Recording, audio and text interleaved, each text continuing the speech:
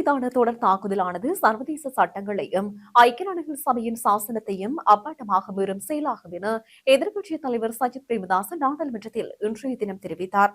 இது தொடர்பில் அவர் மேலும் தெரிவிக்கையில், ஈரான் மீதான தாக்குதல்களை வன்மையாக கண்டிப்பதாக தெரிவித்தார். அதேவேளை ஐக்கிய அரபு அமீரகம், சவுதி அரேபியா மற்றும் கட்டார் உள்ளிட்ட நாடுகள் மீது ஈரான் முன்னெடுத்த தாக்குதல்களையும் தாம் கண்டிப்பதாக குறிப்பிட்டார்.